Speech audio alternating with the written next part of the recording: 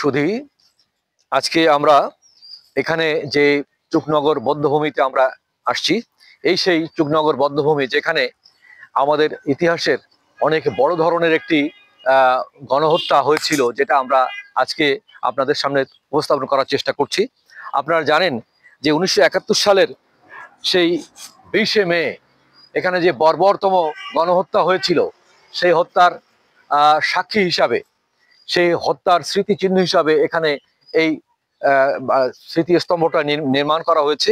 এবং এখানে সেটিকে ইতিপূর্বে যারা রাষ্ট্র ক্ষমতায় ছিলেন, বিশেষ করে আওয়ামী লীগ সরকারের আমলে এটাকে যথেষ্ট গুরুত্ব দিয়ে তারা এটিকে সংরক্ষণের কাজ করেছে।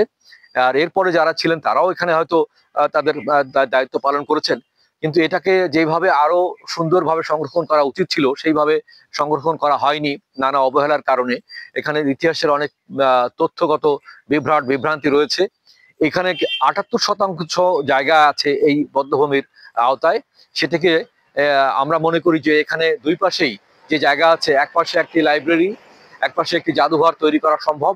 এবং সেটি করা হলে এখানে মানুষ যারা দূর দূরান্ত থেকে আসেন, এখানে ইতিহাসের সাক্ষী যারা খুঁজতে আসেন, দেখেন দুই দিক থেকে রাস্তা আসে।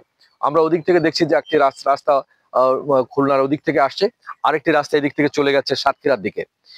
এই দুই রাস্তার মানে সংযোগের স্থলেই কিন্তু এখানে একটা এই বধ্যভূমির যে এরিয়াটা আমরা দেখছি, এখানে কিন্তু যারা আসেন তারা অনেকে ইতিহাস জানেন না। এখানে কি ঘটেছিল, কবে ঘটেছিল, কেন ঘটেছিল, কারা ঘটিয়েছিল, সেই ইতিহাস কিন্তু তারা জানেন না। সেটা কিন্তু জানা একান্ত দরকার নতুন প্রজন্মের। কারণ মুক্তিযুদ্ধের সঠিক ইতিহাস না জানলে মুক্তিযুদ্ধ কি তার মূল্যায়ন কিন্তু মানুষ বুঝবে না।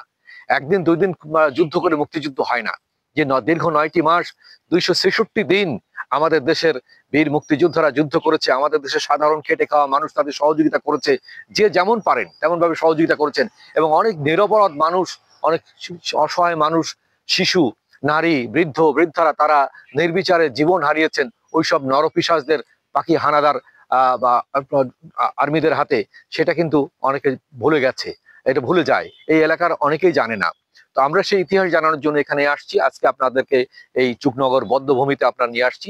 এই ইতিহাসকে আমরা কয়েকটি পর্বে এখানে আপনাদের সামনে উপস্থাপন করছি।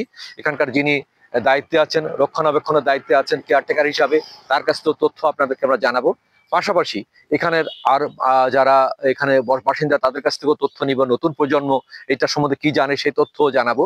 এবং এইটাতে আসলে এটার যে সঠিক ইতিহাস সংরক্ষণ করা উচিত তার প্রয়োজনীয়তাকে আমরা আপনাদের সামনে তুলে ধরার চেষ্টা করছি। সবাই মনোযোগ দিয়ে আমাদের প্রত্যেকটা পর্ব দেখবেন, এটা আমাদের প্রত্যাশা। ধন্যবাদ সবাইকে।